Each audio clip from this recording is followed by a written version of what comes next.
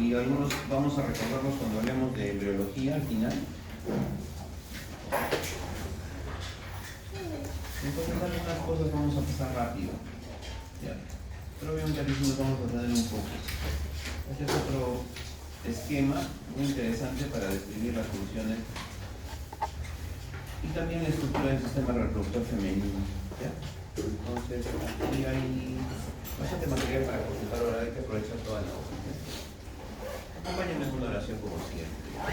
Sabemos, querido Señor, que recordamos siempre el sistema reproductor femenino. Entonces, estructura y función, ¿ya?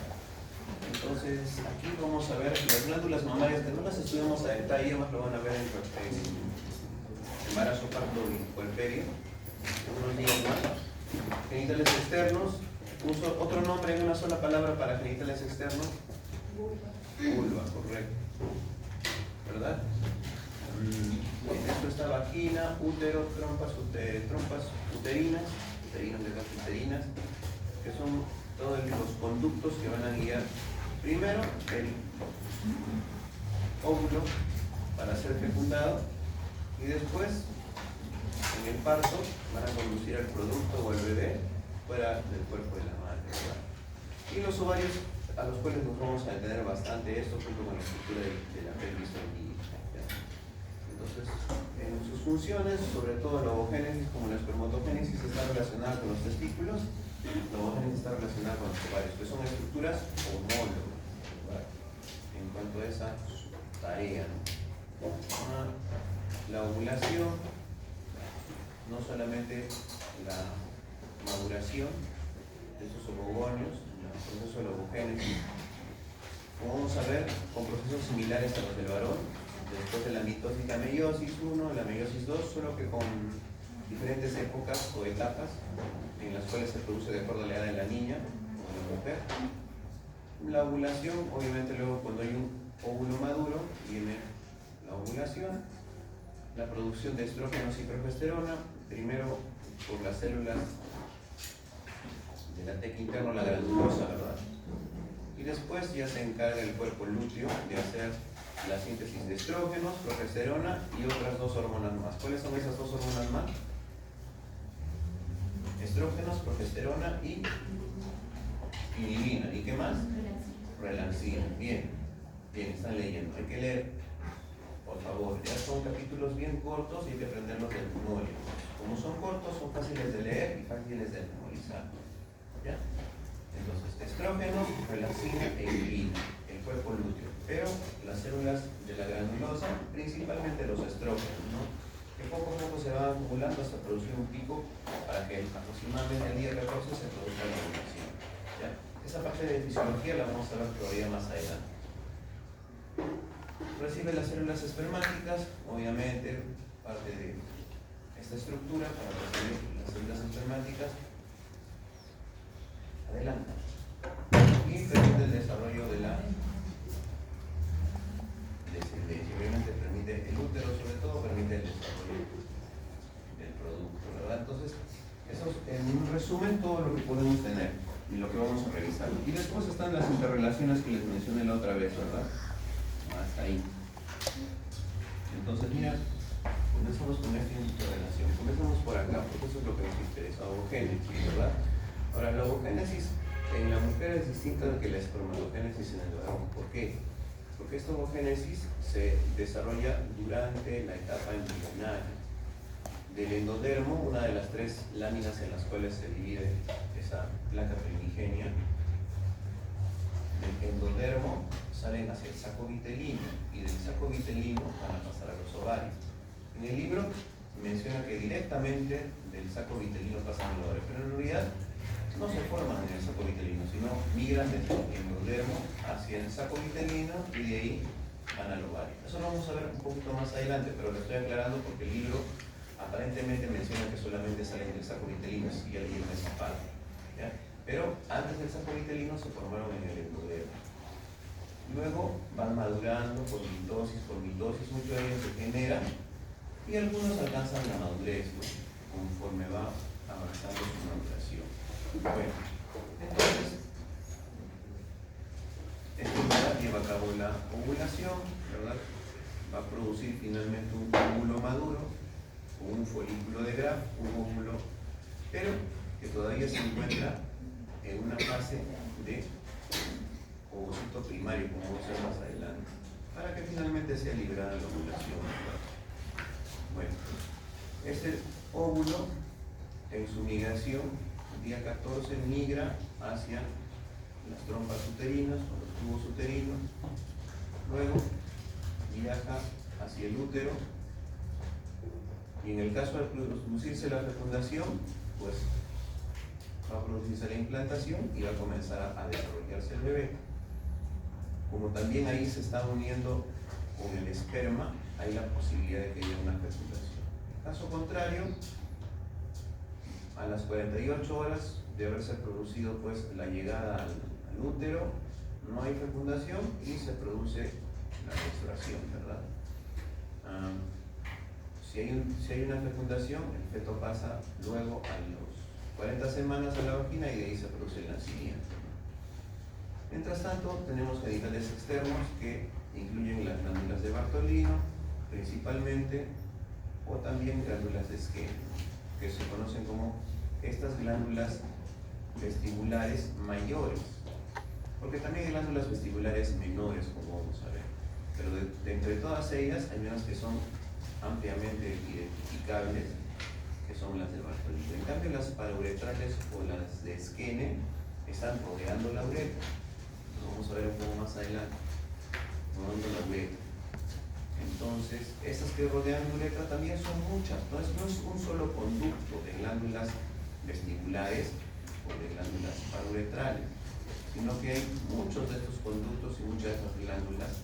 Pero las principales, la más grande en las vestibulares son las de Bartolino y las de Skene pues están alrededor del uretro. Estoy haciendo la mención porque después lo vamos a ver detalladamente, si no estamos dando un global, ¿verdad? Bueno, las glándulas mamarias que al final proveen nutrición. Estas glándulas mamarias son interesantes porque son glándulas sudoríparas modificadas. Y finalmente forman leche desde la sangre y luego van estimulándose por las hormonas femeninas, prolactina, progesterona, hasta que finalmente pueden ya transformarse en glándulas que producen leche. Bien, entonces, bueno, aquí luego de la ovogénesis se libera en la ovulación. ¿Qué más tenemos por aquí? A ver, ya el cuerpo lúteo, esta siguiente fase. El endometrio es el ambiente para el lugar donde se va a desarrollar el bebé. A ver, vamos a irnos un poco más abajo para ver las letras que están aquí. Al final de estas 3 clases vamos a entender todo esto. No va a haber problema en que podamos avanzar. A ver. Creo que ahí está bien. Entonces, solo que es un esquema que nos resume todo. Como ustedes ven, es un poco más complicado que en el varón, pero al final lo vamos a lograr entender. Entonces, este endometrio retiene o tiene este óvulo que ha sido fecundado y ahí se va a producir el ambiente pues para el desarrollo de la descendencia. Nuestra línea viene hasta aquí abajo. Y también las glándulas mamarias proveen nutrición para este bebé que se está formando. Ahora, aquí tenemos la progesterona y los estrógenos. ¿Qué hacen la progesterona y los estrógenos? Están a cada momento produciendo el desarrollo del endometrio, de las capas del endometrio, para que en esas capas se produzca el ambiente adecuado para la anidación o la implantación. Pero también esta progesterona y estrógeno están promoviendo el desarrollo de los folículos. Recuerden ustedes que aquí nos falta mencionar tanto el trabajo de la luteinizante como el folículo estimulante, que estaban presentes también en el varón como un trabajo del eje hipotálamo, hipófisis, gónadas, ¿verdad? Entonces, esos folículos también van a recibir justamente hormona estimulante de los folículos, su estimulación para su desarrollo conforme avanza el ciclo. Estos folículos cargan este óvulo que poco a poco va madurando hasta volverse en un óvulo secundario, que tiene una pausa en su mitosis o en su meiosis, mejor dicho, y que no va a ser completada a no ser que haya fecundación. En caso que haya fecundación, termina su meiosis 2. Si no, pues se queda interrumpida el avance de esta meiosis. Lo vamos a ver un momento. No vamos a dar más detalles para un momento. Este folículo, después de la ovulación, cuando no ha habido fecundación, se vuelve un cuerpo lúteo que degenera al final para volverse un cuerpo albicans, que es como una cicatriz que queda dentro del ovario. En el caso que es fecundación, mantiene su secreción de progesterona y estrógeno para mantener el embarazo hasta que la placenta con el corion comienzan a producir la progesterona para mantener el embarazo. Finalmente, aquí se produce pues esta respuesta del hipotálamo para la formación de luteinicente y folículo estimulante, y a su vez van a estar encargadas de producir la luteinizante en la ovulación y la folículo estimulante en la maduración. Maduración, ovulación, maduración, ovulación. Hay un pico de estrógeno que genera una retroalimentación positiva en la luteinizante, que como su cuerpo lo dice, luteinizante se relaciona con lúteo, luteinizante lúteo. Esa ovulación va a producir este cuerpo lúteo, que no es sino todas las células que rodeaban al óvulo en formación, que se quedan dentro del ovario para seguir haciendo su trabajo de la secreción de hormonas, como indica la ley, progesterona y estrógenos para mantener el embarazo. Estas a su vez dice que forman o generan una retroalimentación positiva o negativa en las funciones de la hipófisis, ¿no? Que ya las vamos a ver con más detalle. Ahorita no es momento de hacer más análisis. Hola, todo bien, gracias. ¿Y contigo? Beta.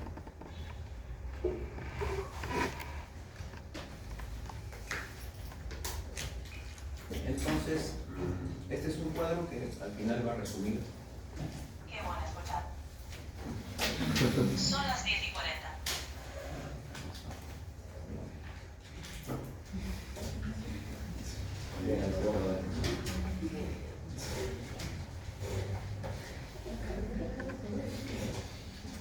Ya está. Y con eso ya apagamos. Listo, entonces recordando músculos del pelvis, acá hay algún grupo muscular que es importante, sobre todo el superficial. Este es el transverso del perineo, bulbo esponjoso, isquio cavernoso, ¿verdad? Y esta es una fascia que va a contener todo este diafragma o va a sostener todos los órganos pélvicos, ¿verdad? Aquí había un músculo grande que es el elevador del ano, que está compuesto por otros tres, ¿verdad? ¿Qué ligamento sería? Miren, desde tuberosidad, sacro-tuberoso, ¿verdad? Sacro-tuberoso. En el examen había una pregunta que hablaba sobre el sacroespinoso, ¿verdad? Que se reblandecía o tenía la capacidad de ser más flexible, obviamente para permitir el paso de la cabeza del bebé cuando esto va a nacer, porque esta cavidad, que es la cavidad vaginal, que es una cavidad virtual, se puede distender hasta casi 10 centímetros o más para permitir la salida del bebé. Entonces, ¿qué tenemos que recordar de estos músculos? ¿Se acuerdan? Había un procedimiento que se llamaba la episiotomía. La episiotomía justamente hace un corte, una sección aquí. ¿Qué músculos se involucran? El esponjoso, el transverso y algunas fibras del elevador del ano. Esa es una pregunta de examen en diferentes ocasiones. El bulbo esponjoso. Hay que aprender bulbo esponjoso, transverso y algunas fibras del elevador del ano. Esta sería una episiotomía media lateral derecha, izquierda, ¿verdad? O derecha aquí, izquierda acá, derecha. Si somos diestros, vamos a hacer el corte acá. Si somos zurdos, vamos a hacer el corte acá. Para evitar un desgarro, dijimos, ¿no? Desgarro un desgarro que puede ser hasta de 4º grado cuando compromete mucosa anal o mucosa vaginal, que es una tragedia. Para evitar eso, entonces hay que retener la cabeza del bebé cuando está por nacer. Entonces, cuando alguna vez en el avión o en el ómnibus o en la calle digan, un médico, por favor, la señora está por tener a luz, por dar su bebé, por tener su bebé, por dar a luz, ayúdenos, ¿quién puede atender el parto? Entonces nos interesa con una gasa, con una toalla limpia, con una ropita limpia de la mamá, contener la salida del bebé en esta parte, ¿no? La cabecita tiene que salir lentamente, porque con la desesperación, con lo que está caminando, con lo que la han traído desde su casa en el taxi, pues la cabecita puede salir muy rápido por la cavidad vaginal y puede producir un cesárea. Entonces hay que contener la cabecita del bebé y hay que esperar que vaya dilatando poco a poco, sobre todo si no ha habido borramiento, ¿no? En las primerizas, las mujeres, es su primer hijo, más nos asusta todavía. Si me dicen, no, ya es mi tercer hijo, doctorita, entonces ese bebé probablemente va a nacer sin ningún problema, ¿ya? ¿Qué pasa si nosotros usamos piecitos en vez de cabeza? Entonces ahí sí hay que tener mucho cuidado, ¿no? Mucho cuidado, porque eso se puede complicar. ¿Qué pasa si sale el cordón umbilical antes que cabeza? También es una cosa de emergencia, ¿no? Hay que tener mucho cuidado. Si es posible, hay que tener nuestra mano ahí todo el tiempo para que la cabeza no se cierre al paso del bebé, porque la cabeza va a ejercer presión contra estos huesos. Y si por aquí está el cordón umbilical, va a presionar y va a hacer un corte en el paso de la sangre y ese bebé puede tener graves complicaciones de su nacimiento, ¿ya? Entonces hay que contener aquí para la salida abrupta de la cabeza, ¿ya? Contener. Cuidado si hay pies, cuidado si hay cordón umbilical. Entonces todo eso ya luego lo vamos a repasar en embarazo puerto y puerperio en unos días más apreciados. Bien, después ustedes saben que por las multigestas pueden tener una debilidad de todo este diafragma pélvico por la cantidad de hijos que han tenido, y eso puede dar como resultado, ¿qué dijimos? Prolapsos, ¿verdad? Prolapsos uterinos, o podría haber también algún problema con la incontinencia urinaria.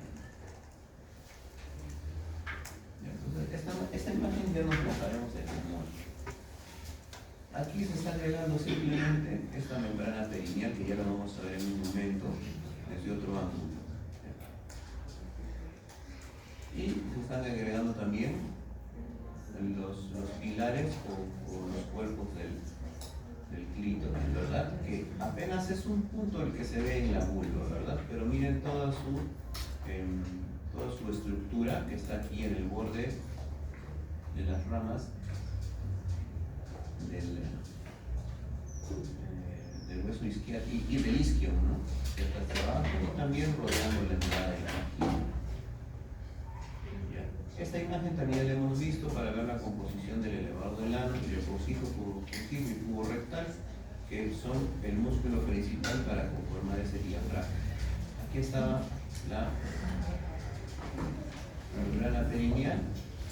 Acá tenemos la membrana perineal. Entonces, en este corte longitudinal podemos ver cómo la membrana perineal va a sostener todas esas estructuras como parte ya de la capa final del diafragma pélvico.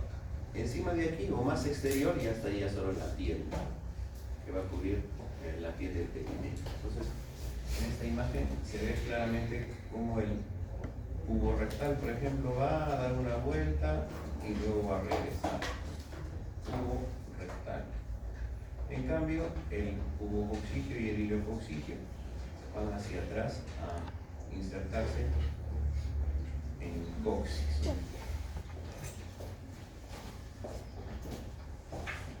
Entonces, aquí en esta imagen nos va a permitir reconocer ya algunas estructuras del sistema reproductor femenino, ¿no?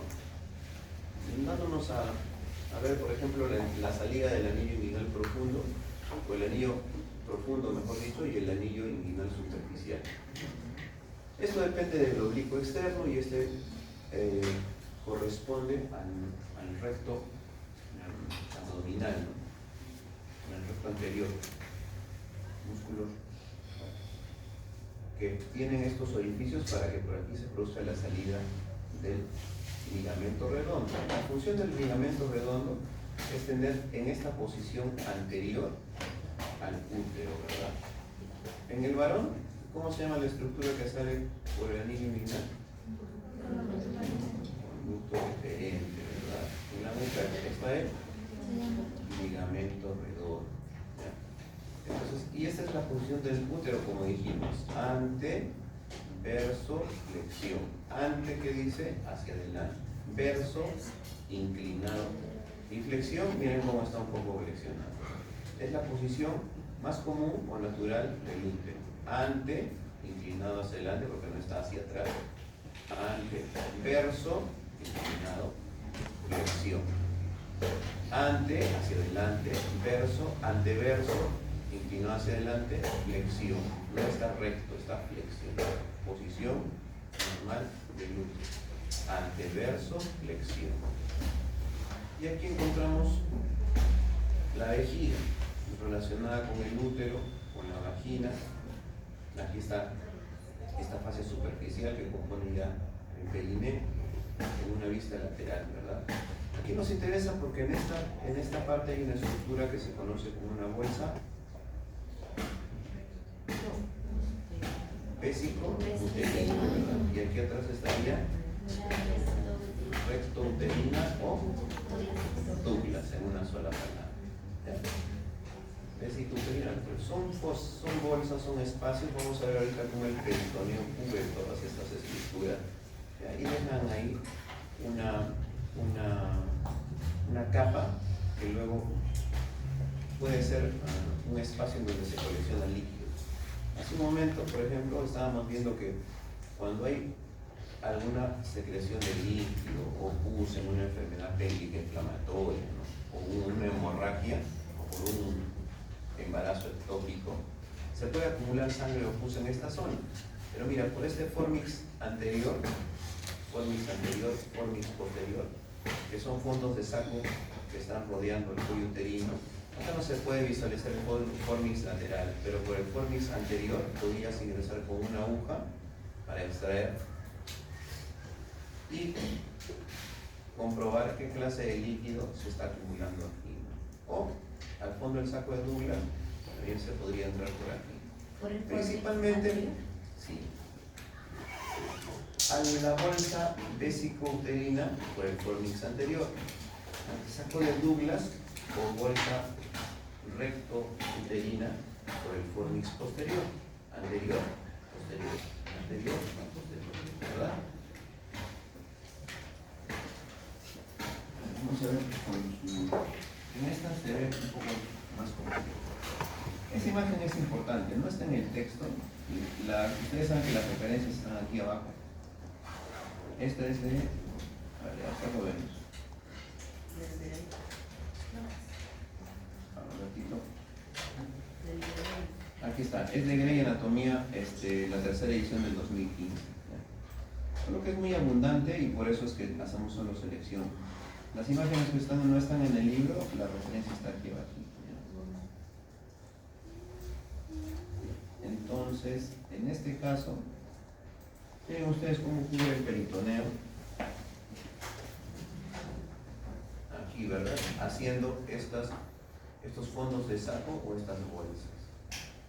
Entonces el peritoneo está cubriendo los órganos abdominales y esos órganos reproductores están quedando prácticamente fuera, ¿verdad?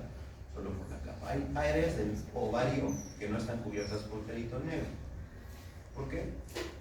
Porque justamente si estarían todas cubiertas, no podrían pues los óvulos ser captados por estas fimbrias para pasar hacia la trompa y luego hacia el útero, ¿verdad? Pues aquí hay algunas áreas del ovario que no están cubiertas por peritoneo, justamente en donde se va a producir la ovulación para que luego ese óvulo pase hacia el útero, ¿ya? Pero vean ustedes cómo es como una capa que está cubriendo, y esta capa se va a extender también a estas estructuras para formar los ligamentos, ¿no? Sobre todo el ligamento ancho que nos interesa, ahorita lo vamos a describir. Entonces, esta es una buena imagen para ver cómo el peritoneo cae y cubre prácticamente todos los órganos reproductores femeninos, ¿no? Fondo de saco, recto uterino. Fondo de saco, recinto uterino. Fornix posterior, fornix anterior. ¿Ya? Otro dato más. Sí. Ustedes ven esta relación del útero con el recto. Entonces, por eso es que cuando van a dar a luz, siempre les pide a las mujeres que puedan ocupar el baño, ¿verdad? Y de esa manera estar más libres. Cuando no se hace eso, a veces durante el parto pueden ensuciarse con las heces, ¿no? Porque produce compresión. O, ¿cuál es la otra cosa que hay que tener mucho cuidado? Si llega una mujer embarazada y dice, tengo ganas de ir al baño, y tú la mandas sola, en el momento que va a estar haciendo fuerza para defecar, puede también hacer el bebé por esa combinación de fuerza. Porque ese estímulo es similar en ambos casos. Ustedes van a escuchar a la obstetra que le dice, haga como si estaría yendo al baño cuando va a pujar. Entonces, cuando las mujeres no han tenido la profilaxis previa al parto y llegan con dos controles de su embarazo, no saben cómo pujar. Entonces les dicen, haz como si estás yendo al baño. Esa es la descripción. Entonces, ahí recién la primeriza, la mujer que no ha tenido hijos antes, encuentra una explicación de cómo puede pujar para ayudarte a que nazca el bebé. Entonces hay que tener cuidado por esa relación que hay aquí. ¿Está bien? ¿Qué otro dato más aquí vamos a añadir?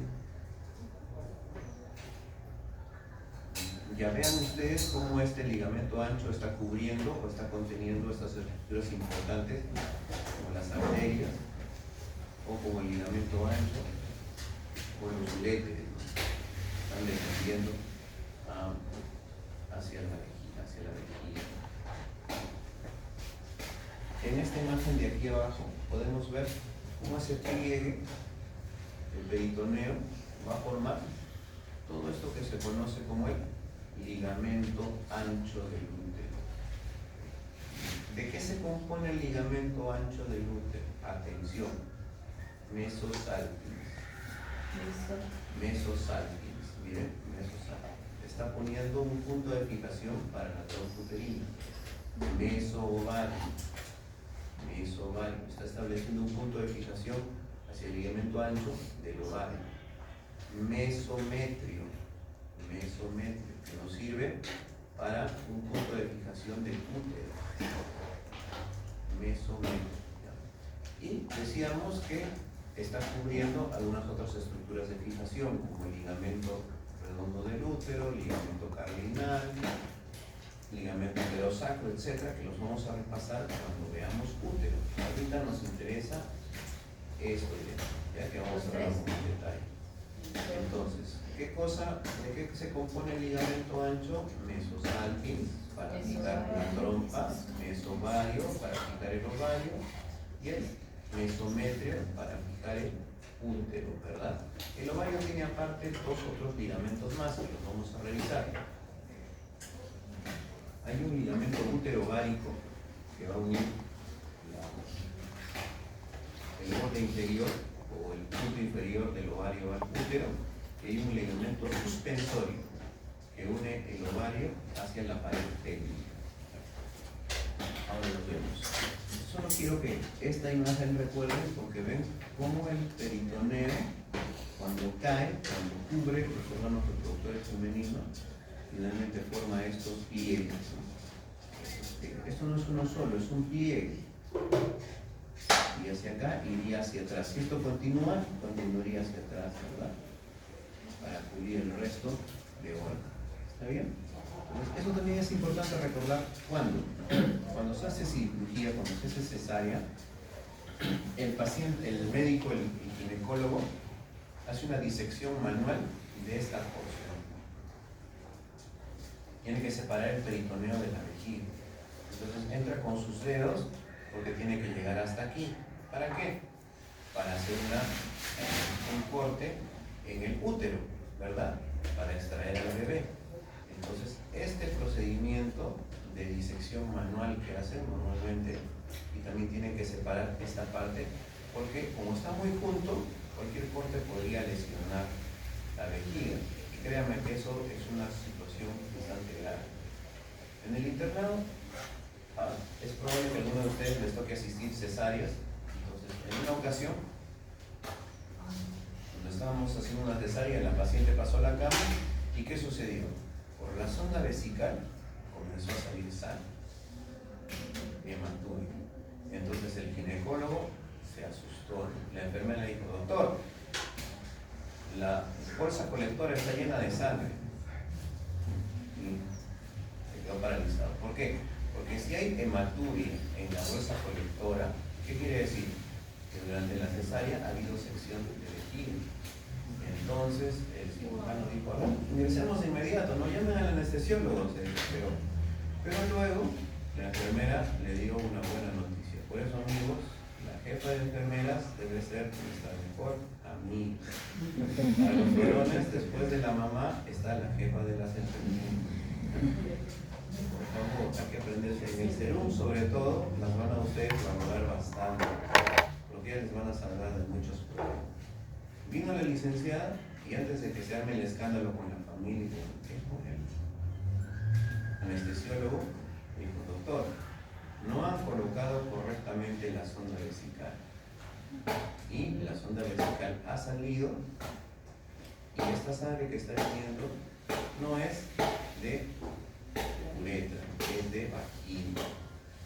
La sonda vesical está en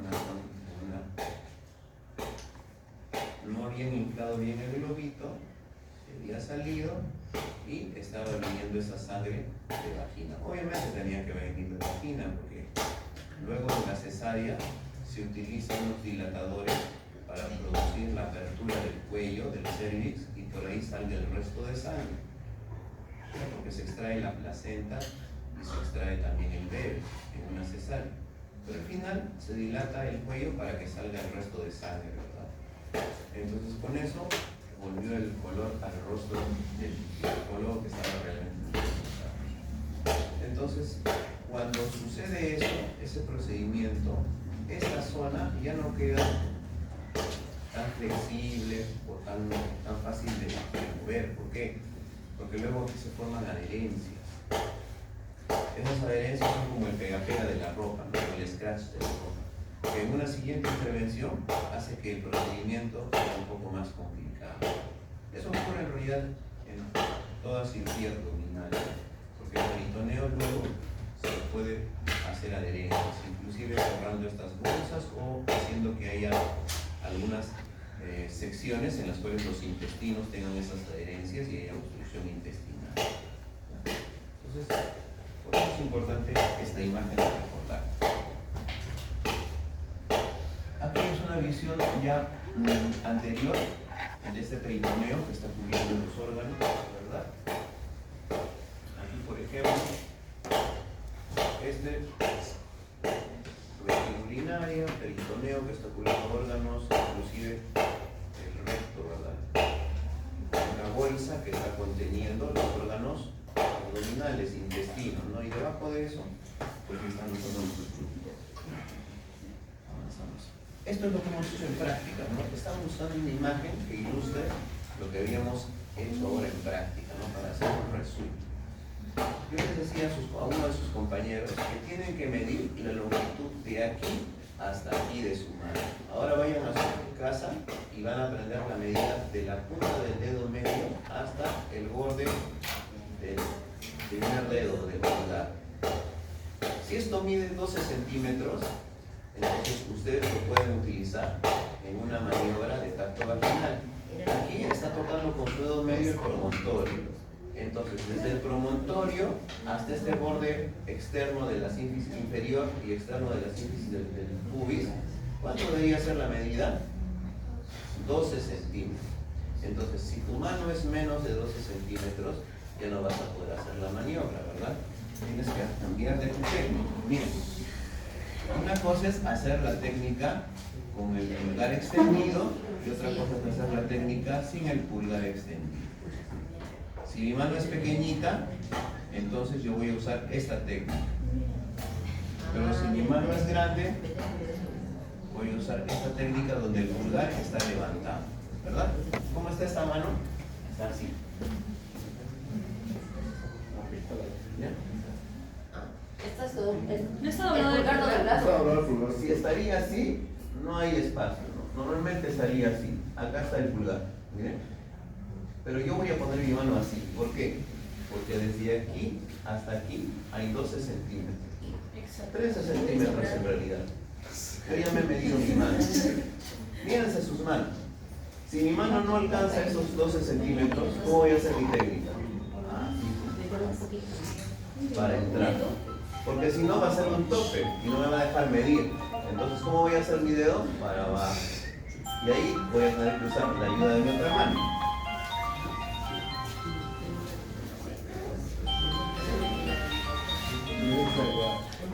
Está como un timbre especial porque es mi esposa, ¿ya? Entonces, me dejo entender, ¿verdad? Con la técnica. Entonces, vayan a su casa y ustedes se miden su mano, ¿ya? Desde aquí hasta aquí. Si es menos de 12 centímetros, voy a cambiar mi técnica. Yo no voy a usar esto y no voy a usar esto. ¿Por qué es más fácil hacer así? ¿Por qué es más fácil? Porque yo ya sé cuánto mide. Entonces, si ya sé que estos son 12 centímetros, ¿cuánto voy a restar? Si acá hace 12 centímetros, entonces menos 1.5, ya tengo mi conjugado obstétrico, que es el adecuado. Pero si esto mide menos de 12, entonces ahí sí voy a tener problemas, ¿verdad? Porque si el conjugado obstétrico es menos de 10.5, probablemente vamos a tener problemas cuando el bebé va a nacer. ¿Ya? Entonces, esa es la medida importante, 10.5, tanto en el conjugado obstétrico como en el diámetro biciático. Entonces, ¿cómo se mide esto? Algunos pueden medir así, o si no, puedes medir así. Cuando haces tacto vaginal, puedes tocar ambas esquinas haciendo eso. Entonces, ¿cuál es la otra medida que tenemos que aprender? Así no vamos a llegar, sino así. Entonces, yo ya me he medido mi mano. Cuando hago esto, ya son los 12 centímetros que necesito, ¿no? Para que eso realmente, si es así, está bien, ¿no? Ya puede alcanzar el espacio. Obviamente que esta imagen es un poco más grande. Entonces, con eso ya tengo el espacio suficiente para calcular este diámetro suficiente. Entonces, si esto es menos de 10.5, probablemente también el bebé va a tener problemas al nacer. Recuerden ustedes que en el nacimiento del bebé, digamos que esta es la nariz. Primero el bebé está de costado, pero luego después va a girar y va a nacer. Entonces, cuando va a nacer por esta parte, aquí, primero está así. Y cuando llega a la parte de las espinas, el bebé gira. Así. ¿Verdad? Porque este diámetro biparietal es más pequeño que este diámetro frontal. Eso es más grande que eso. Por eso el bebé primero está así ubicado. Pasa este estrecho superior y cuando va a llegar el estrecho medio, donde estaban las espinas, entonces el bebé gira. La nariz gira hacia atrás. Y el bebé nace prácticamente mirando hacia abajo o mirando hacia atrás. Si la mamá está echada, el bebé nace mirando hacia abajo. Ya lo van a aprender después en embarazo. Ahorita solo estamos viendo las dimensiones de la pelvis, ¿ya? No se preocupen. Entonces, la técnica, aquí tiene que usar su otra mano para saber cuánto más o menos. Entonces, si no sabes cuánto no alcanza 12 centímetros, entonces con tu mano tienes que ver alguna ranita en tu mano, una cicatriz, algo que tengas que puedas reconocer fácilmente si se cumplen los 12 o no se cumplen los 12 centímetros cuando haces la perimetría interna. ¿Está bien?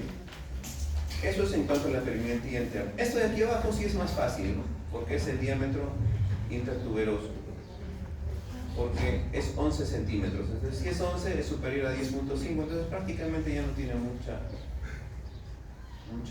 urgencia en comprenderlo, ¿no? Porque siempre va a ser un poco mayor, ¿no? El tuberoso que prácticamente ya conforma la parte inferior o el límite inferior. Estrechez pélvica se define con estos puntos, ¿no? Entonces, ¿qué otro dato más tenemos que recordar de aquí? Esto podría provocar que el bebé no pueda nacer. en esta posición cefálica que tiene listo para nacer.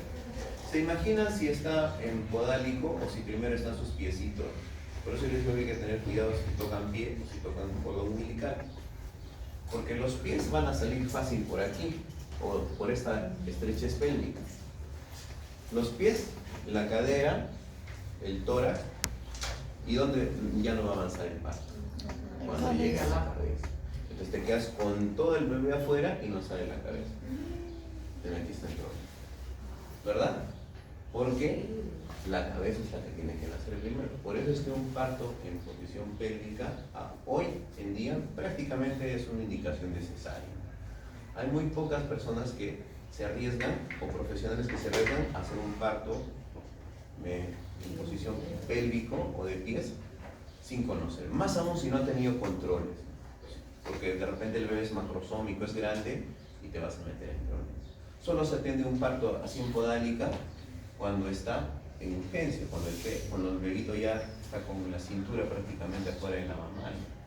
Entonces, incluso ahí lo contienen y entran rápido en la cesárea y van y lo sacan al bebé en cesárea, ¿no? Por el riesgo de que cuando nace todo el cuerpo, al final la cabeza se quede aquí clavada y ya no puedas progresar en el parto, ¿verdad? ¿Me dejo entender? Entonces, por eso es importante de la medición de la perimetría interna, ¿verdad? 12 centímetros para llegar a los 1.5 centímetros. Este de acá arriba prácticamente no nos interesa porque como es 11, ya el bebé va a nacer sin problema por aquí. Ya va a pasar esta parte superior, o este conjugado verdadero. Conjugado verdadero, conjugado obstétrico, porque aquí recuérdense que está el borde posterior de la sínfisis del pubis, que es un poco más abultada y resta esos 0.5 centímetros. ¿Se acuerdan cuando dijimos que algunas de estas articulaciones, como la sínfisis o la sacroiliaca, se distienden un poco y se reblandecen? Imagínense que ganemos un 0.5 en esto, ya pues vamos a superar este estrecho. Entonces, de ahí la importancia de recordar que estas articulaciones podrían, las prostaglandinas y todo eso, podrían de alguna manera aumentar el tamaño de la estrechez pélvica, ¿no? Del espacio pélvico. Bien, entonces avanzamos con esta es la otra manera. Cuando no alcanza tus manos a medir 12 centímetros, entonces tienes que usar tu otra mano para hacer una referencia y luego tomas una regla y mides más o menos cuánto. ¿Ya? Aquí tenemos la irrigación. En este caso estamos recibiendo una arteria ovárica directamente de la aorta abdominal, igual así como había una arteria para los testículos, ¿verdad?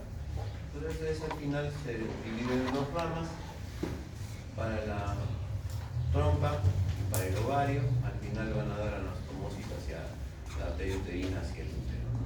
Entonces, en este caso, ahí está recibiendo la irrigación el ovario, ¿ya? La arteria ovaria, directo desde la aorta. Cambiamos una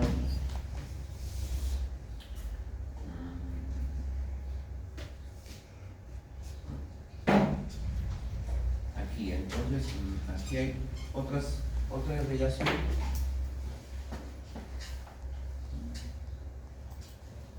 Principalmente de cuál rama dijimos.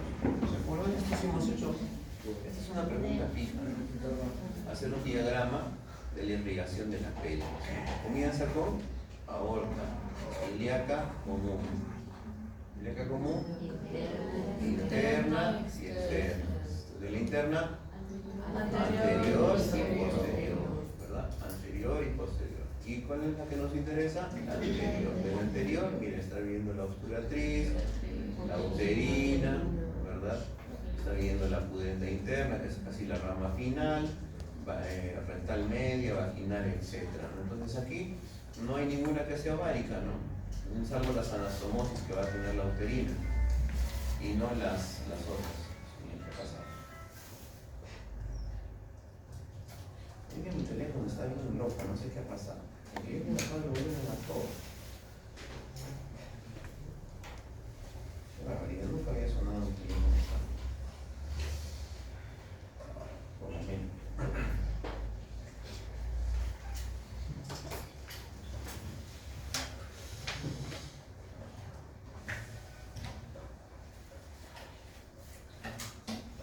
Y como siempre decimos que las venas son satélites, ¿verdad?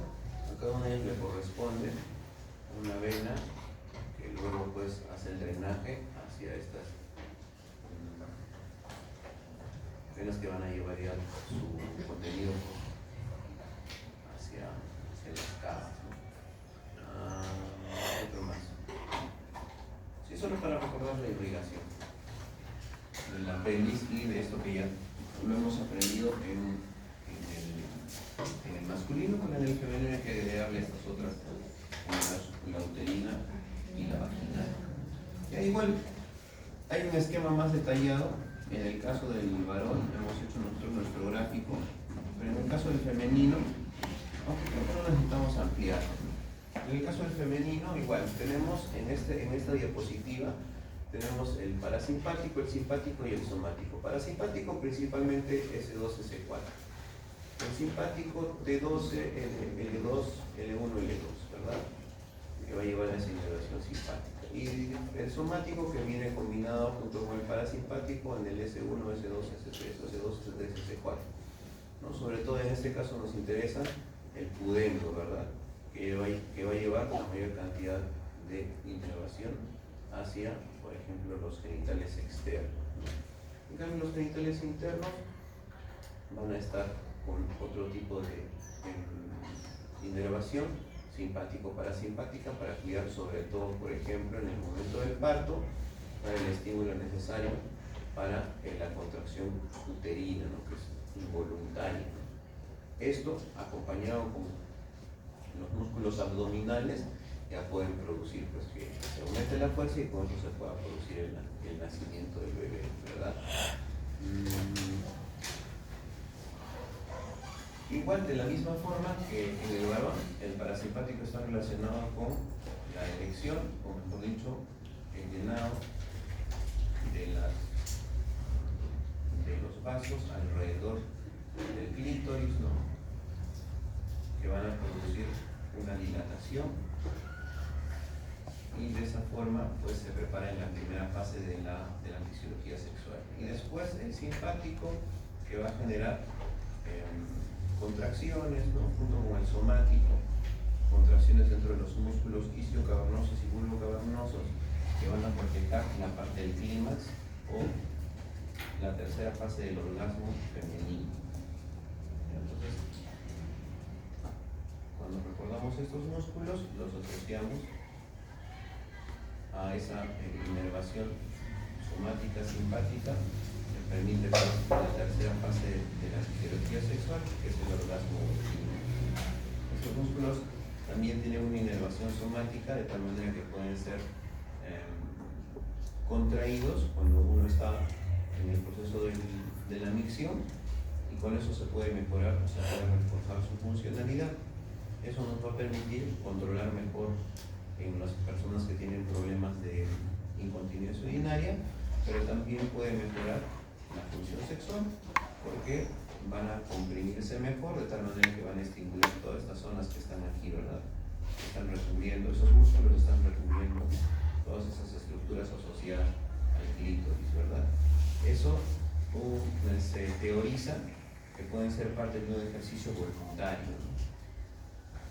Los ejercicios de estos músculos, bulbo esponjoso, bulbo cavernoso, que permiten entonces esos dos beneficios: el mejor control en el caso de la incontinencia urinaria, y mejora también la fase del orgasmo, la tercera fase del éxtasis durante el desarrollo de la fisiología sexual. Eso es importante cuando nos toca recomendar a nuestros, cuando hagamos consejería familiar, consejería de esposos, porque puede mejorar la intimidad de los esposos.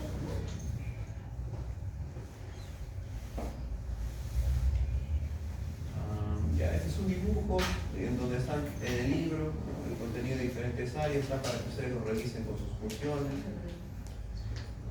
En el examen pregunté, ¿cuál pregunta dije en el anterior? Me parece que fue, este fue el gráfico de este fue el gráfico del examen anterior del primer grupo, ahora que me acuerdo. Y hubo mucha confusión en esta estructura en estas estructuras de fondo de saco, porque no sabían si era formix o si era fondo de saco vesicuterino o recouterino, ¿ya? Y después la otra confusión que hubo aquí es para reconocer vejiga. No sabían si era vejiga o si era peritoneo, ¿no? Pero la línea está bien clara indicando vejiga. Entonces, vamos, son cosas que ahora en el examen también les dije un dibujo, ¿no? En el examen de la próxima semana. ¿Ya? Acá sí, esta imagen sí nos interesa analizar un poco con más detalle. ¿Por qué? Porque aquí vamos a ver en un corte transversal, sí, transversal, la ubicación de los ligamentos, ¿no? Entonces, todo esto sería el ligamento ancho, ¿verdad? Este sería, ¿qué? Mesosalpinx, ¿sí? Mesosalpinx. Este de aquí sería el ligamento ancho, no se nota el mesovario, estaría ubicado más abajo. Después, mesometrio, sería todo esto. Mesometrio. Este, ¿qué sería? Fondo de saco, recto uterino, útero. Ya, esto es ¿qué es esto? ¿Qué es esto? Intestino, ¿verdad? Parte del intestino, que no nos interesa. Este, ligamentos suspensorios, de la parte más superior del ovario, une el ovario hacia la pared pélvica, ligamento suspensorio. Este de aquí, ligamento útero-ovario. Útero-ovario. Entonces, el ovario tenía tres medios de supresión: suspensorio, útero-ovárico y el mesosalpinx, ¿verdad? Este sí podría ser el mesosalpinx. O perdón, el mesovario. El mesosalpinx estaría aquí para sostener a la trompa, ¿verdad? Ya. Entonces, no está difícil de reconocer estas estructuras. Doctor, disculpe, el ligamento suspensorio El ligamento suspensorio. Aquí sostiene el ovario hacia la pared pélvica. El ovario hacia la pared pélvica. El ligamento ovárico o útero-ovárico lo sostiene o lo une hacia el útero, ¿verdad? Ahí está el meso-ovario. Entonces, en el examen yo no voy a poner trampas, ¿no? Porque esto podría confundirlos, mesosalpinx o mesovario. Entonces esto lo voy a editar y lo voy a borrar y solo voy a dejar esta línea de acá. Si no sabes qué es esto, entonces ahí sí estamos mal, ¿verdad? Porque es fácil de reconocer: útero, ovario, útero, ovario. Esta, trompa uterina. Una confusión también normal es que se confundan el uréter con un ligamento. El ligamento suspensorio es este es el uréter, ¿verdad? Esto de acá no lo voy a poner. ¿Por qué? Porque es una estructura tan pequeñita que no parece una arteria. Entonces, ¿para qué voy a poner eso? ¿No? Sería una trampa. Usted dijo útero ovárico. Claro. Es igual a Igual ovárico, sí, está bien, es lo mismo. Útero ovárico. Ovárico, útero ovárico es lo mismo. Porque son entre el ovario y el suspensorio está por ahí. Fondo de saco de Douglas, uréter, ilion, colon, sigmoides, etc. Ciego y lava, eso no nos interesa. Vejiga urinaria que está por detrás, ¿verdad? Músculo recto abdominal. Apéndice vermiforme, ya no nos interesa. Bueno, es el apéndice, etc. Ya son estructuras del digestivo más que el reproductor. Y el ligamento útero-sacro que sostiene el útero hacia la pared sacro, o sea, a fijarlo hacia el sacro. Este sí está en el texto, ¿no?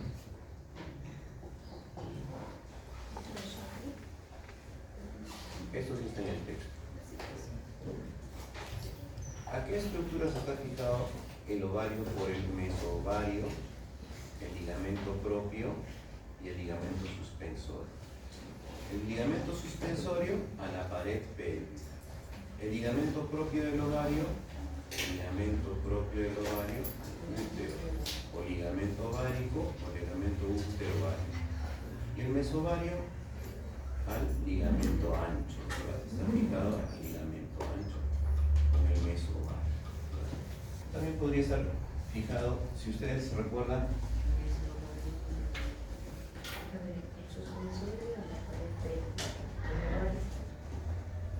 al contrario, acá tenemos otra imagen de eso. Sí, esta. Y es un corte longitudinal, no, o lateral. Lateral. Entonces, miren, este es el mesovario. Mesosalpinx. Este sería el ligamento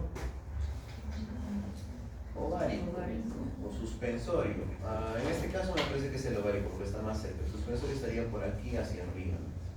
Entonces, mesovario al mesometrio o al ligamento ancho. Este mesometrio es parte del ligamento ancho. Aquí las cuatro partes del ligamento ancho. Está el mesometrio, el mesosalpinx y el mesovario. Este mesosalpinx contiene a la trompa, el mesovario al ovario y el mesometrio al útero. Este sería el ligamento propio, el ligamento ovárico o el ligamento útero-ovario. ¿El mesometrio aquí? ¿A cuál? Este mesometrio es parte del ligamento ancho. No, aquí no sostiene. El útero. Gracias. A ver, seguimos avanzando en la imagen. Es otra imagen de otro libro porque no hay en el libro esta imagen, ¿verdad? Entonces ahí está el mesometrio. Miren cómo este ligamento ancho está aquí con sus dos hojas, ¿verdad? Porque es un repliegue. Y dentro de él está conteniendo el ligamento uterosacro que va a unir hacia la parte posterior el útero. Está conteniendo el ligamento redondo, ¿verdad? Que lo va a unir, sobre todo, que va a permitir que el útero esté siempre en su posición anteversión. Y el ligamento cardinal, que es otra estructura de sujeción del útero. Luego lo vamos a ver, porque ahorita nos interesa más del ovario, ¿verdad? Les dije que luego vamos a ver el útero. Y el resto de las estructuras del útero, que ahorita no nos interesan, pero les estamos dando una miradita. Esto dijimos que era el fondo del saco vaginal. Entonces, acá ya podríamos hablar de fornix lateral, ¿verdad? Fornix lateral.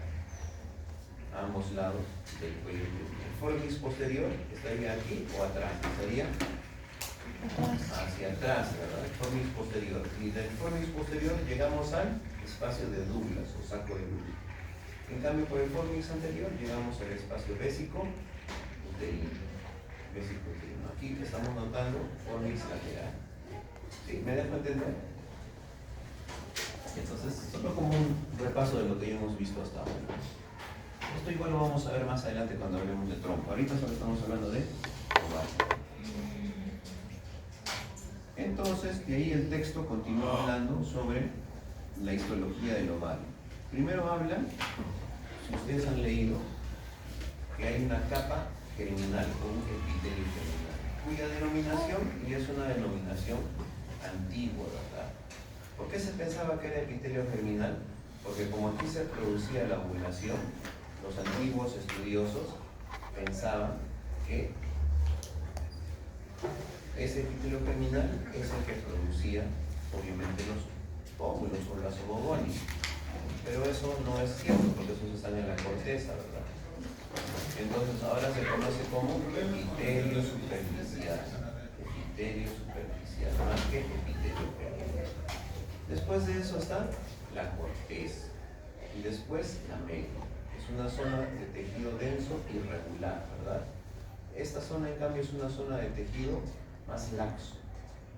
Irregular, pero laxo. Denso, irregular, laxo. En esta zona hay nervios, vasos sanguíneos, linfáticos, que componen, pues, la médula del ovario. En cambio, en la corteza, como sigue escribiendo ese pequeño párrafo de histología en el libro, está compuesta por esos diferentes folículos. en diferente estado de maduración. Muchos folículos en el ovario que están en diferente estado de maduración, conteniendo estos ovocitos. Entonces, una cosa es los folículos y otra cosa son los ovocitos que están aquí adentro. Al final, este folículo, el más grande, que es el maduro, o folículo de Graf, que está lleno de líquido folicular, que está producido por estas células de la granulosa, que en esta etapa de folículo secundario van acumulando más líquido, finalmente ovula, ¿verdad? Y este ovocito secundario sale a la espera de la fecundación por un espermatozoide. Todo esto, que era la estructura que contenía el óvulo, se transforma en cuerpo lúteo. Esta ovulación se produce por un pico de luteinizante, por eso se llama hormona luteinizante, lo estamos repitiendo por segunda vez.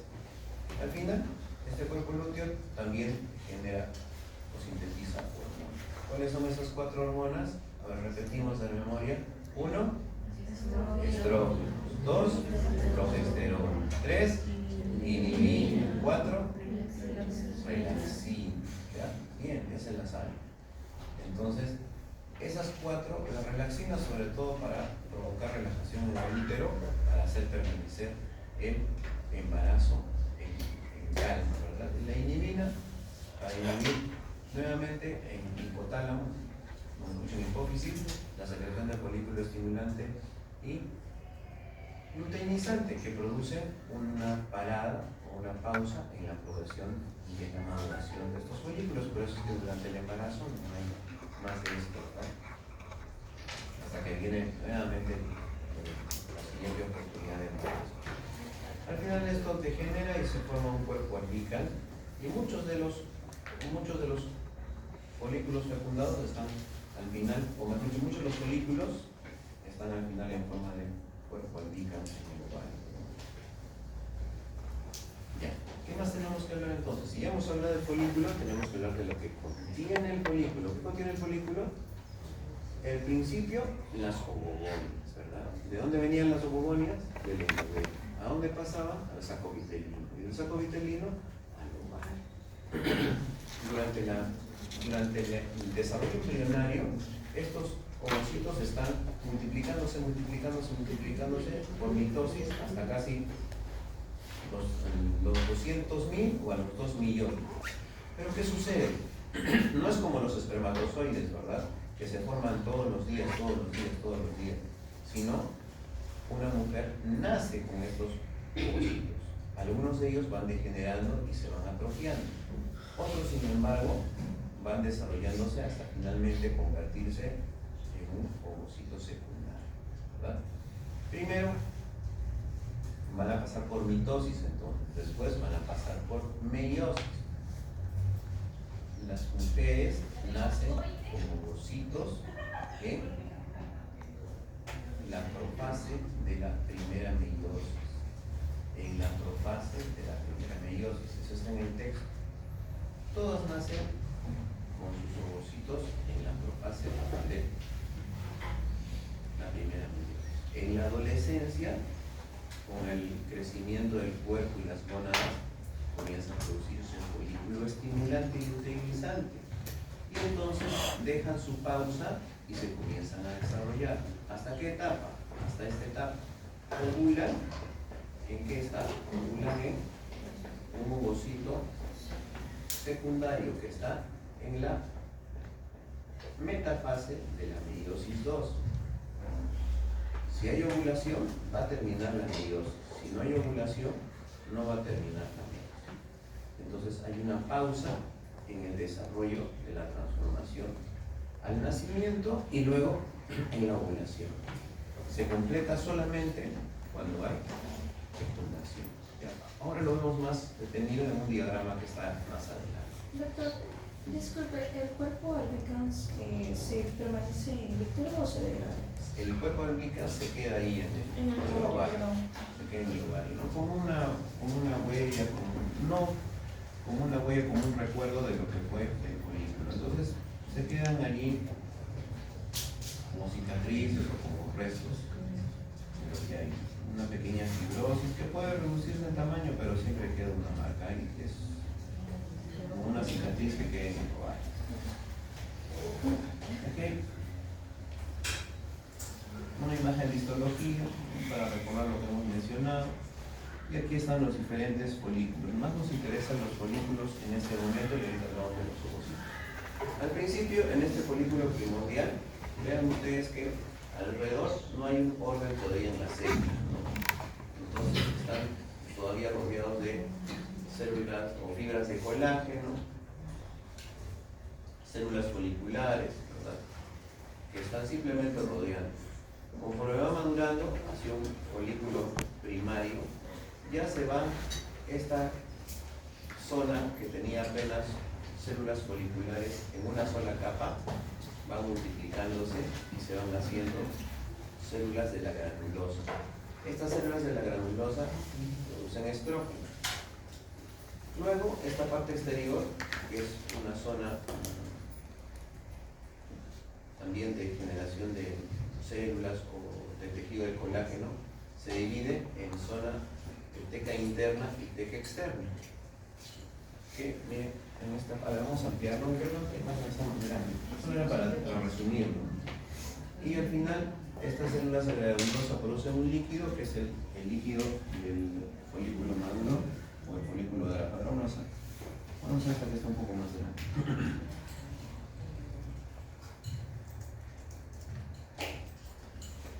Entonces aquí, al inicio, todo el folículo primordial simplemente están rodeados por estas células foliculares en una sola capa, ¿verdad? En una sola capa. Hacia afuera, células estromales. Estas células estromales se van a transformar en teca. Ahora sí, ya son células de la granulosa. Estas células de la granulosa producen estrógeno. Luego, estamos en el folículo primario como un ovocito primario. ¿Ya? Después, vean ustedes cómo estas células estromales ya se van diferenciando, teca interna y teca externa. ¿Por qué nos interesa esto? Porque luego estas células van a estar generando las demás hormonas cuando se forma el cuerpo lúteo, ¿verdad? Y al final, ¿qué cosa se va a ovular? Se va a ovular este ovocito con su zona pelúcida y su corona radiante. La corona radiante, el resto de otras células de la granulosa que se han unido a la zona pelúcida y al final esto es lo que se va a ovular. Ovocito, corona radiante o zona pelúcida más su corona radiante. Cuando el espermatozoide tenga que fecundar, tiene que atravesar con el acrosoma, corona radiante, formada por estas células, y zona pelúcida, ¿verdad? Para entrar en contacto con la membrana pelúcida. Bien, entonces ahora sí, la última parte, bueno, igual más imágenes de histología, viendo la diferencia en este folículo de grafía maduro, ¿verdad? Esto es para leer, y esta es la parte donde nos vamos a detener un poquito más. Sí, porque es lo último ya. Miren ustedes cómo se corresponde. Entonces, decíamos, durante el desarrollo fetal ya comienza la meiosis, ¿no? Primero se multiplican muchos de estos ovogones.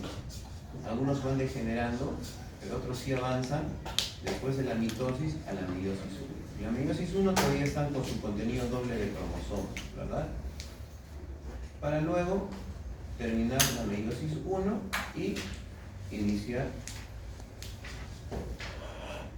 estas diferentes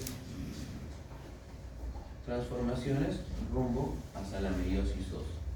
Entonces, hay una parte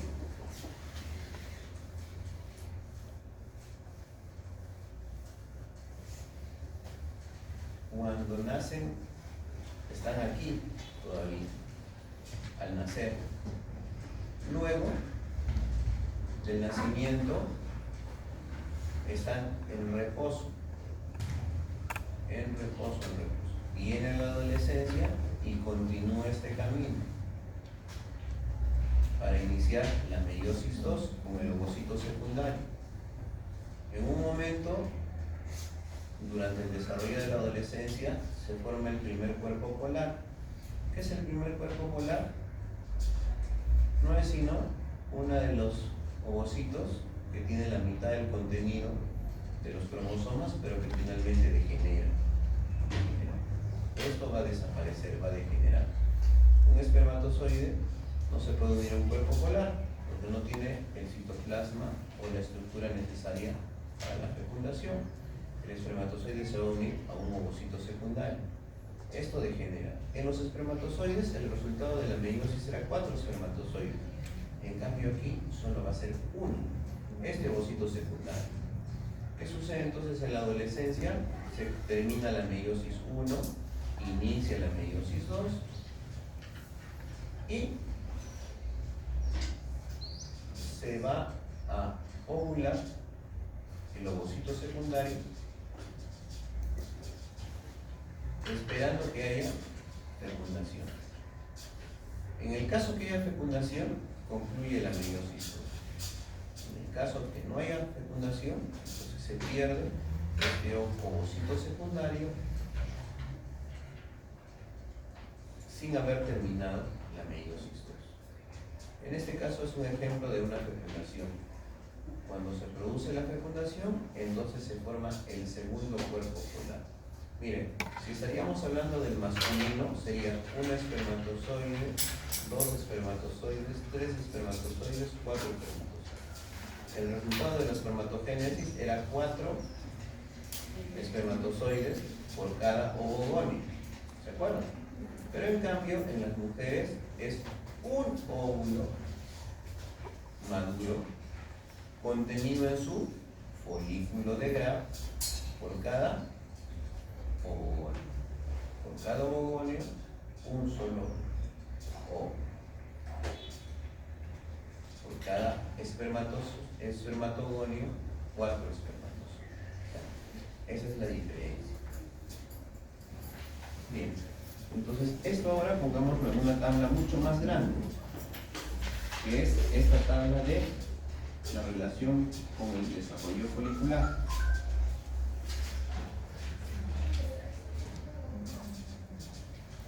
Ahí está. Entonces, esto es en el nacimiento, ¿verdad? Mejor dicho, en el desarrollo embrional. Endodermo, saco vitelino, ovario. Los ovogonios tienen doble carga de cromosomas. Mitosis, mitosis, mitosis, algunos degeneran y otros siguen avanzando en su formación. Las células que están, las células foliculares, ¿verdad?, rodean a ese óvulo y van a progresar en su maduración del folículo también, ¿verdad? Entonces, este es el periodo fetal. Al nacer, nacen con ovocitos primarios, con doble carga cromosómica en la profase 1 de la meiosis 1, ¿verdad? Profase 1 de la meiosis 1. Estamos aquí al nacer. Eso quiere decir que todas las mujeres nacen con todos sus óvulos que van a estar disponibles para una gestación. ¿Cuántos son, dice el libro aproximadamente? ¿Cuántos? 400, dice el texto, ya, 400. Por eso es que muchas mujeres en la actualidad hacen el procedimiento de congelamiento de óvulos, ¿verdad? Se extraen óvulos de partes del ovario y puedes congelar tus óvulos para que en una posterior ocasión, después de años, estos óvulos se encuentren aislados, protegidos, ¿verdad?, de la contaminación, de los vicios, de las enfermedades, ¿verdad?, que pueda tener esa persona que ha decidido hacer esa congelación. Porque miren, si una mujer tiene hijos a los 20 años, el óvulo tiene 20 años. Si una mujer ha tenido hijos a los 30 años, el óvulo tiene 30 años de exposición a los tóxicos, a las a las toxinas del ambiente o a los vicios. Tiene 35 años, el óvulo tiene 35 años. Pero si este óvulo ha sido cuidado con un buen estilo de vida, alimentación adecuada, ¿verdad? Ejercicio, etcétera, un estilo de vida saludable, entonces podría estar adecuado para poder fecundarse en esa etapa de la vida. Entonces todo esto añade estrés, dificultad, sobre todo nuestras compañeras que han decidido una carrera no tan corta como es medicina. Entonces tienen que ponerse en mente también cómo vamos a manejar esta parte de la maternidad, ¿no? Que podría ser importante para alguna de ustedes. Entonces, lo ideal es que en esta etapa que estamos en la universidad nos dediquemos solo al estudio, ¿no? Solo al estudio. Cuando el año que hice mi internado, la directora del hospital donde estábamos estaba muy molesta, ¿no? Porque teníamos varias compañeras que habían abandonado el internado porque habían quedado embarazadas durante el internado o previo al internado. Entonces, para algunos estaba planificado y a buena hora. ¿Por qué? Porque dijeron, yo voy a dejar de hacer el internado, voy a cuidar a mi bebé y luego después de eso, cuando mi bebé ya tenga un año, voy a irme a hacer mi internado. Recuérdense que hay privilegios para las mamás que tienen hijos menores de un año en el internado. Y yo quiero gozar de esos privilegios. A buena hora, bien planificado, a buena. Pero si uno no lo planifica bien y lo hace bien, entonces en vez de ser una bendición se puede convertir en una prueba. Entonces, apreciados, aquí hay que tener cabeza fría, ¿verdad? Pensarla bien. Por otro lado, si vamos a esperar también acabar la carrera, 7 años, en salud, 8 años, de especialidad, 3 años más, ya van 11 años. Si yo acabo mi carrera en los 23, más 7 años son 30. Entonces, proyéctate que más o menos a los 30 años, si quieres acabar la especialidad, vas a poder estar en un estatus un poco tranquilo para poder hacerlo. Si no, acabando la carrera, podemos darnos un tiempo de acuerdo a las planificaciones que ustedes puedan hacer. Todo con planificación sale mejor, ¿verdad? Es por eso, apreciados, que tienen que recordar que ustedes han venido aquí a estudiar.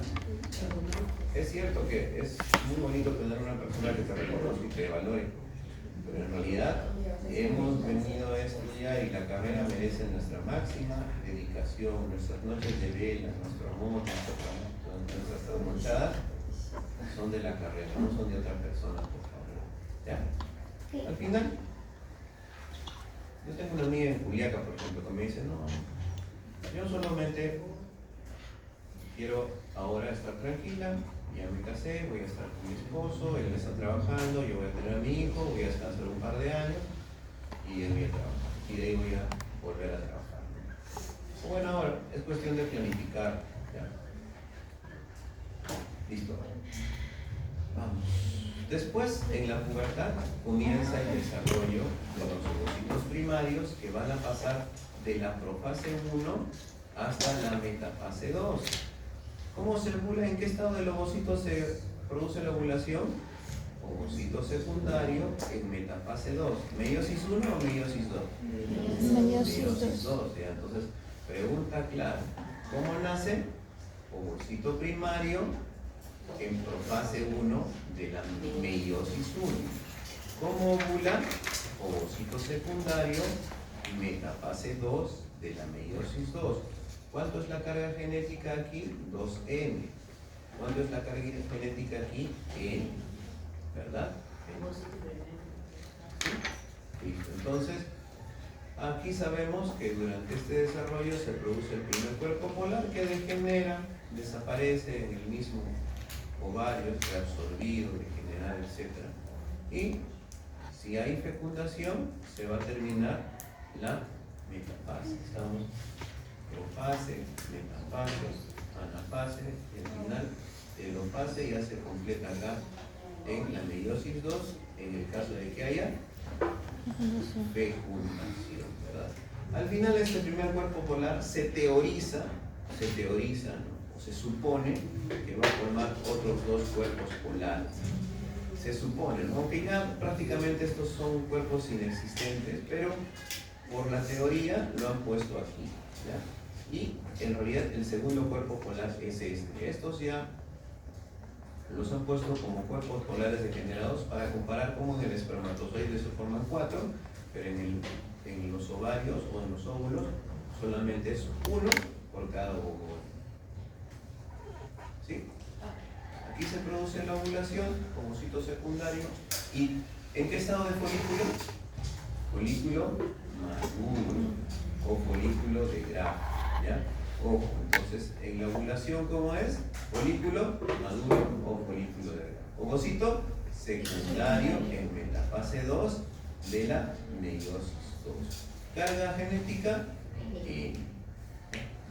Entonces, si nos vamos a aprender de memoria, tenemos que hacer estas relaciones, ¿no? Porque en el examen podría venir esta pregunta que es importante de atención, ¿ya? Entonces, segundo cuerpo polar, primer cuerpo polar. Estos no tienen nombre, no es tercer cuerpo polar, cuarto cuerpo polar. Primer cuerpo polar, segundo cuerpo polar. Nada. Y con eso terminamos. ¿Ya? Vámonos ahora sí